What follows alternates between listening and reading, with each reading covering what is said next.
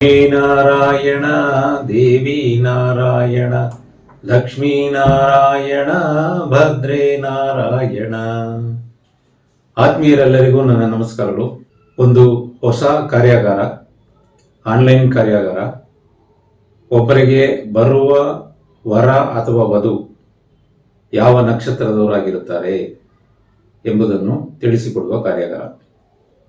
ಇದರಲ್ಲಿ ಒಬ್ಬರ ಜನ್ಮ ನಕ್ಷತ್ರದಿಂದ ಅಥವಾ ಅವರ ಲಗ್ನದಲ್ಲಿ ಅವರು ಹುಟ್ಟಿದ ಲಗ್ನದ ನಕ್ಷತ್ರದಿಂದ ಅವರಿಗೆ ಬರುವ ವರ ಅಥವಾ ವಧು ಯಾರು ಎಂಬುದನ್ನು ಬಹಳ ನಿಖರವಾಗಿ ಜ್ಯೋತಿಷ್ಯ ಶಾಸ್ತ್ರದಲ್ಲಿ ಹೇಳಬಹುದು.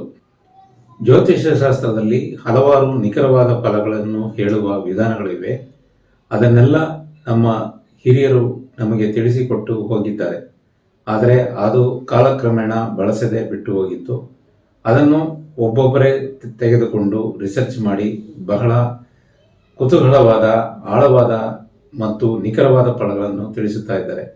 ಅದರಲ್ಲಿ ಒಂದು ವಿಧಾನ DNA ಅಸ್ಟ್ರಾಲಜಿ. ಆ DNA ಅಸ್ಟ್ರಾಲಜಿಯಲ್ಲಿ ಒಂದು ಪಾರ್ಟ್ ಒಬ್ಬರಿಗೆ ಬರುವ ವಧು ಅಥವಾ ವರ ಯಾವ ನಕ್ಷತ್ರದವರಾಗಿರುತ್ತಾರೆ, ಅವರ ಜಾತಕದಲ್ಲಿ ಯಾವ ರೀತಿ ಕಾಂಬಿನೇಷನ್ಗಳು ಇರುತ್ತದೆ ಎಂಬುದನ್ನು ತಿಳಿಸಿಕೊಡುವ ಮೆಥಡ್. ಒಬ್ಬರ ಜನ್ಮ ನಕ್ಷತ್ರ ಅಥವಾ ಒಬ್ಬರು ಹುಟ್ಟಿದ ಜನ್ಮ ಲಗ್ನದ ನಕ್ಷತ್ರವನ್ನು ಇಟ್ಟುಕೊಂಡು ಈ ಗ್ರಹಗಳ ಕಾಂಬಿನೇಷನ್ನು ಕಂಡುಹಿಡಿಯಬಹುದು. ಇದರಲ್ಲಿ 4 ವಿಧಾನದಲ್ಲಿ ಒಂದು ಜಾತಕನಿಗೆ ವರ ಅಥವಾ ವಧು ಬರಲು ಸಾಧ್ಯತೆ ಇರುತ್ತದೆ. ಒಂದು, ನಕ್ಷತ್ರಗಳ ಕಾಂಬಿನೇಷನ್. ಇದನ್ನು ಆಲ್ರೆಡಿ ನಾನು ಯೂಟ್ಯೂಬ್ನಲ್ಲಿ ನಕ್ಷತ್ರಗಳ ಕಾಂಬಿನೇಷನ್ ಅನ್ನು ತಿಳಿಸಿಕೊಟ್ಟಿದ್ದೇನೆ. ಇದು ಒಂದೇ ಅಲ್ಲದೆ ಗ್ರಹಗಳ ಕಾಂಬಿನೇಷನ್, ಅವರ ಜಾತಕದಲ್ಲಿ, ಅಂದರೆ ಒಬ್ಬರ ಜಾತಕಕ್ಕೆ ಇನ್ನೊಂದು ಜಾತಕವನ್ನು ಮ್ಯಾಚ್ ಮಾಡಿದಾಗ ಹಾಗೆ ಬರುವ ವರ ಅಥವಾ ವಧುವಿನ ಜಾತಕದಲ್ಲಿ ಗ್ರಹಗಳು ಯಾವ ರೀತಿ ಕಾಂಬಿನೇಷನ್ ಆಗಿರುತ್ತೆ, ಯಾವ ಯಾವ ಗ್ರಹಗಳು ಯಾವ ಯಾವ ಮನೆಯಲ್ಲಿ ಇರುತ್ತದೆ. ಅದೇ ರೀತಿ ಮನೆಗಳ ಕಾಂಬಿನೇಷನ್, ಯಾವ ಯಾವ ಮನೆಗಳು ಯಾವ ಯಾವ ಮನೆಗೆ ಸಂಬಂಧಪಟ್ಟಿರುತ್ತದೆ. ಹಾಗೆ ಭಾವಗಳ ಕಾಂಬಿನೇಷನ್, ಯಾವ ಯಾವ ಭಾವಗಳು ಕನೆಕ್ಟ್ ಆಗಿರುತ್ತದೆ. ಒಟ್ಟು 4 ವಿಧಾನದಲ್ಲಿ ಮಾತ್ರ ಒಬ್ಬರಿಗೆ ವರ ಅಥವಾ ವಧು ಬರಲು ಸಾಧ್ಯತೆ ಇರುತ್ತದೆ. ಇದನ್ನು ನಾವು ತಿಳಿದುಕೊಂಡರೆ ಬಹಳ ಸುಲಭವಾಗಿ ಒಂದು ವರ ಅಥವಾ ವಧುವನ್ನು ಹುಡುಕಲು ಫಿಲ್ಟರ್ ಮಾಡೋಕ್ಕೆ ಅನುಕೂಲವಾಗಿರುತ್ತದೆ.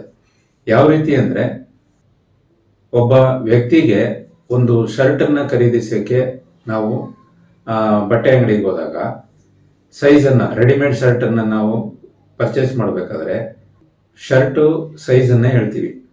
ಒಂದು 40, 42, 44 ಈ ರೀತಿ ಸೈಜ್ಗಳು ಇರ್ತದೆ.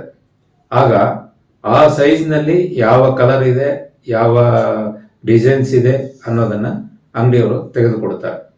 ಅದೇ ನಾವು ಯಾವುದೇ ಸೈಜನ್ನು ಹೇಳದೆ ಹೋಗಿ ಶರ್ಟ್ ಬೇಕು ಅಂದಾಗ 38ಇಂದ 44ವರೆಗೂ ಅಥವಾ ಅದಕ್ಕೂ ಹೆಚ್ಚಿನ ಸೈಜ್ಗಳನ್ನು ಎತ್ತಿಕೊಡುವ ಸಾಧ್ಯತೆ ಇರುತ್ತೆ.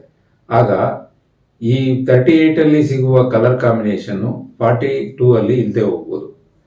ಅದರಿಂದ ನಾವು ಮೊದಲೇ ತೀರ್ಮಾನ ಮಾಡಿಕೊಂಡ್ರೆ ನಮಗೆ ಯಾವುದು ಬರುತ್ತೆ, ನಮಗೆ ಯಾವ ಸೈಜು ಕರೆಕ್ಟಾಗಿರುತ್ತೆ ಅಂತ ನಾವು ತೀರ್ಮಾನಿಸಿ ಕೇಳಿದ್ರೆ ಅದರಲ್ಲಿರುವ ವೆರೈಟಿಗಳನ್ನು ನೋಡ್ಬೋದು. ಅದೇ ರೀತಿಯೇ ಒಬ್ಬನಿಗೆ ವರ ಅಥವಾ ವಧು ಇವರೇ ಬರ್ತಾರೆ ಅಂತ ಹೇಳಲು ಸಾಧ್ಯತೆ ಇಲ್ಲ. ಇವರಿಗೆ ಆ ಅರ್ಹತೆ ಇದೆ, ಎಲಿಜಿಬಿಲಿಟಿ ಇದೆ, ಇವರಿಗೆ ಆ ಭಾಗ್ಯ ಇದೆ ಅಂತ ತಿಳಿದುಕೊಳ್ಳಬಹುದು. ಅಂದರೆ ಒಬ್ಬರಿಗೆ ಒಂದು 40 ಜಾತಕಗಳು ಮ್ಯಾರೇಜ್ ಮ್ಯಾಚಿಂಗ್ಗೆ ಬರುತ್ತೆ ಅಂತ ಇಟ್ಕೊಳ್ಳೋಣ. ಆ 40ರಲ್ಲಿ ನಾವು ಈ ಲೆಕ್ಕಾಚಾರದ ಪ್ರಕಾರ, ನಕ್ಷತ್ರಗಳ ಪ್ರಕಾರ, ಭಾವಗಳ ಪ್ರಕಾರ, ಗ್ರಹಗಳ ಪ್ರಕಾರ, ಮನೆಗಳ ಪ್ರಕಾರ, ಈ 4 ಕಾಂಬಿನೇಷನ್ ಅಲ್ಲಿ ಯಾವುದಾದ್ರೂ ಒಂದು ಮಾತ್ರ ಒಂದಿರಬಹುದು ಅಥವಾ 4 ಇರ್ಬೋದು. ಒಂದು ಮ್ಯಾಚಿಂಗ್ ಇರ್ಬೋದು, 4 ಇರ್ಬೋದು. ಆದರೆ ಒಂದು ಬಂದರೂ ಅದು ಓಕೆ ಅಂತ ಅರ್ಥ. ಸೊ ಅಲ್ಲಿಗೆ ಇದರಲ್ಲಿ ಈ 40 ಜಾತಕದಲ್ಲಿ ಈ 4 ಕಾಂಬಿನೇಷನ್ಗಳಿಂದ ಯಾವುದು ಮ್ಯಾಚ್ ಆಗುತ್ತೆ ಅನ್ನೋದನ್ನು ಮಾತ್ರ ತೆಗೆದು ಪಕ್ಕಕ್ಕೆ ಇಟ್ಕೊಂಡು ಅದರಲ್ಲಿ ಉಳಿದ ವಿಚಾರಗಳನ್ನು, ಆ ಹುಡುಗಿ ಅಥವಾ ಹುಡುಗನ ಮನೆತನ, ಅವರ ವಿದ್ಯೆ, ಅವರ ಉದ್ಯೋಗ, ಇದೆಲ್ಲವನ್ನು ತಿಳಿದುಕೊಂಡು ಆಮೇಲೆ ಒಂದು ತೀರ್ಮಾನಕ್ಕೆ ಬರಬಹುದು. ಅದರಿಂದ ಈ ಮೆಥಡಿಂದ ಒಬ್ಬರಿಗೆ ಇವರೇ ಬರ್ತಾರೆ ಅಂತ ಹೇಳಕ್ಕಾಗಲ್ಲ, ಇವರಿಗೆ ಮಾತ್ರ ಹೊಂದಿಕೊಳ್ಳುತ್ತದೆ ಎಂಬುದನ್ನು ತಿಳಿದುಕೊಳ್ಳುವುದು ಸುಲಭವಾಗುತ್ತದೆ. ಸೊ ಈ ಕಾರ್ಯಾಗಾರವು ಪ್ರತಿಯೊಂದು ನಕ್ಷತ್ರಕ್ಕೂ ನಾವು ತಿಳಿದುಕೊಳ್ಳಬೇಕಾಗುತ್ತದೆ. ಆಗ ಒಟ್ಟು 27 ನಕ್ಷತ್ರಗಳಿದೆ. ಈ 27 ನಕ್ಷತ್ರಗಳಲ್ಲಿ ಕೆಲವು 3 ನಕ್ಷತ್ರಗಳಿಗೆ, ಕೆಲವು 4 ನಕ್ಷತ್ರಗಳಿಗೆ ಒಂದೇ ಕಾಂಬಿನೇಷನ್ ಬರುತ್ತೆ. ಕೆಲವು 3 ನಕ್ಷತ್ರಗಳಿಗೆ ಒಂದೇ ಕಾಂಬಿನೇಷನ್ ಬರುತ್ತೆ, ಕೆಲವು 4 ನಕ್ಷತ್ರಗಳಿಗೆ ಒಂದೇ ತರ ಮ್ಯಾಚಿಂಗ್ ಇರುತ್ತೆ. ಇನ್ನೊಂದು ಇದರಲ್ಲಿ ಇನ್ನೊಂದು ಸೆಟ್ಟಲ್ಲಿ ಒಂದು ನಕ್ಷತ್ರಕ್ಕೆ ಮಾತ್ರ ಕಾಂಬಿನೇಷನ್ ಇರುತ್ತೆ. ಅಂದ್ರೆ ನಾನು ಅದನ್ನು ಬಿಡಿಸಿ ಹೇಳ್ತೀನಿ, ನಿಮ್ಗೆ ಅರ್ಥ ಆಗುತ್ತೆ.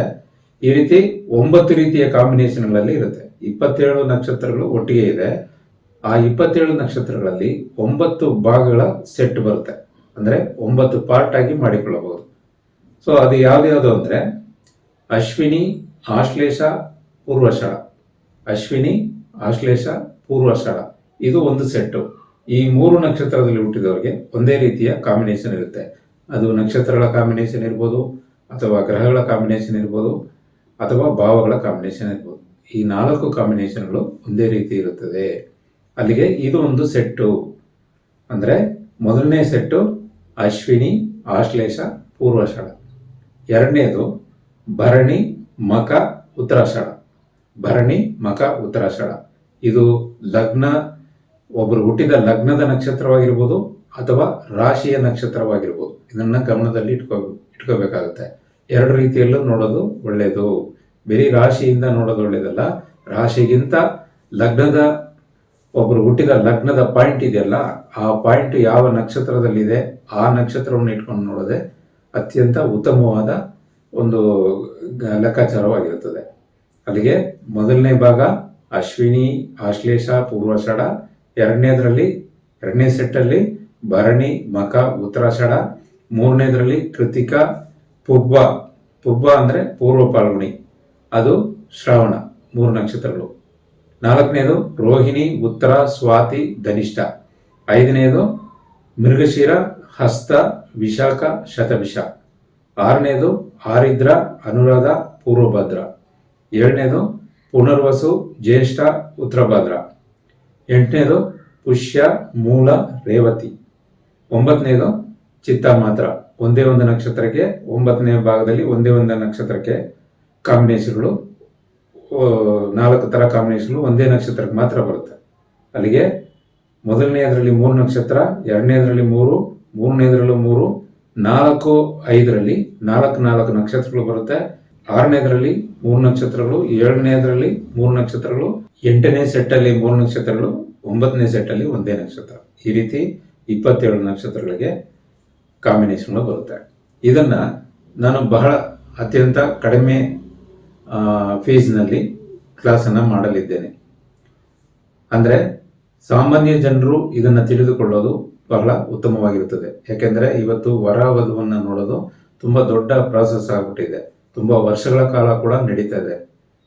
ಆದ್ದರಿಂದ ನೀವು ಫಿಲ್ಟರ್ ಮಾಡ್ಕೊಳ್ಳೋಕ್ಕೆ ನಿಮಗೆ ಅನುಕೂಲವಾಗಿರ್ತದೆ. ನಿಮಗೆ ಜನರಲ್ ನಾಲೆಜು, ಆಸ್ಟ್ರಾಲಜಿಯಲ್ಲಿ ಜನರಲ್ ನಾಲೆಜ್ ಇದ್ದರೆ ಸಾಕು. ನಿಮ್ಮ ಜನ್ಮ ನಕ್ಷತ್ರ ಯಾವುದು, ನೀವು ಹುಟ್ಟಿದ ನಕ್ಷತ್ರ ಯಾವುದು, ಈ ಎರಡು ಬೇರೆ ಬೇರೆ ಆಗಿದ್ದರೆ ಬೇರೆ ಬೇರೆ ಕ್ಲಾಸನ್ನು ಅಟೆಂಡ್ ಮಾಡಬೇಕಾಗುತ್ತದೆ. ನಾನು ಬಹಳ ಕಡಿಮೆ ಫೀಸ್ನಲ್ಲಿ ಪಾಠವನ್ನು ಮಾಡ್ತಾ ಇದ್ದೀನಿ. ಒಂದು ನಕ್ಷತ್ರಕ್ಕೆ ಬರೀ 250 ರೂಪಾಯಿಗಳು ಮಾತ್ರ ಚಾರ್ಜಸ್ ಮಾಡ್ತಾ ಇದ್ದೀನಿ. ಅದೇ ಒಂದು ಸೆಟ್ಟಲ್ಲಿ 3 ನಕ್ಷತ್ರಗಳಾದರೆ ನೀವು ಅದು ಒಟ್ಟಿಗೆ ತಗೋಬೇಕಾಗುತ್ತೆ 750 ರೂಪಾಯಿ.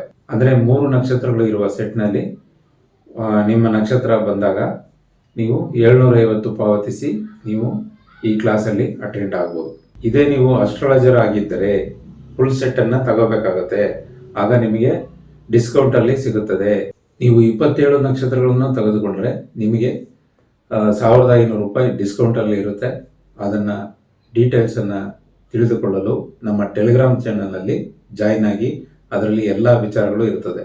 ಈ ಕಾರ್ಯಾಗಾರ 19ನೇ ತಾರೀಕು ಜೂನ್ ತಿಂಗಳು 2024 ಅವತ್ತು ಬುಧವಾರದ ದಿನ ಪ್ರಾರಂಭವಾಗುತ್ತದೆ. ಸಂಜೆ 7:30 9 ಗಂಟೆವರೆಗೂ ಇರುತ್ತದೆ. ಒಟ್ಟು 9 ಕ್ಲಾಸ್ಗಳು ಇರುತ್ತದೆ. ಮೊದಲನೇ ಕ್ಲಾಸು 2 ದಿನಗಳು ಇರುತ್ತದೆ. ಒಂದು ನಕ್ಷತ್ರಗಳಿಗೆ, ಒಂದು ನಕ್ಷತ್ರದ ಸೆಟ್ಗೆ 2 ದಿನ ಕಾರ್ಯಾಗಾರಗಳು ಇರ್ತದೆ.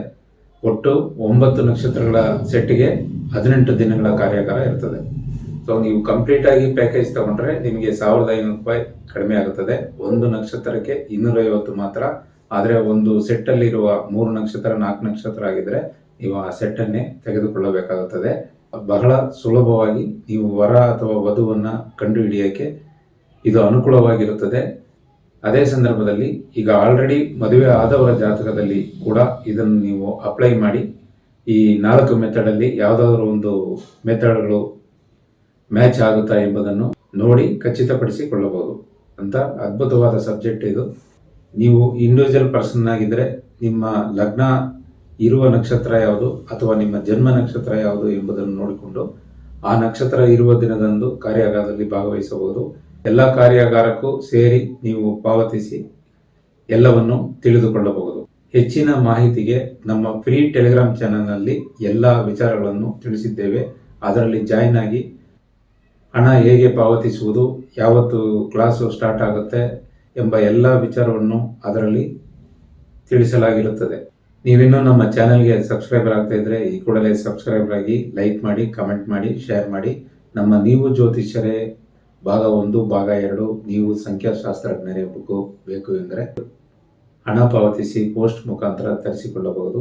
ನಮ್ಮ ಯಾವುದೇ class ಬೇಕೆಂದರೂ ಕವಡೆಶಾಸ್ತ್ರ, ತಾಂಬಳಶಾಸ್ತ್ರ, astrology basic, higher, advance, ನಕ್ಷತ್ರ ಮತ್ತು ಪರಿಹಾರದ ಕ್ಲಾಸು, ಯಂತ್ರ ಮಂತ್ರ ತಂತ್ರ, ದೇವಿ ಉಪಾಸನೆ ಮುಂತಾದ ಯಾವುದೇ ಕಾರ್ಯಾಗಾರದಲ್ಲಿ ಭಾಗವಹಿಸಬೇಕಾದರೂ ನಮ್ಮ ಫ್ರೀ ಟೆಲಿಗ್ರಾಮ್ ಚಾನೆಲ್ನಲ್ಲಿ ಜಾಯಿನ್ ಆಗಿ ಅದರಲ್ಲಿ ಎಲ್ಲ ಡೀಟೇಲ್ಸ್ಗಳು ಇದೆ. ಎಲ್ಲರನ್ನೂ ಭಗವತಿ ದೇವಿ ಕಾಪಾಡಲಿ. ನಮಸ್ಕಾರ.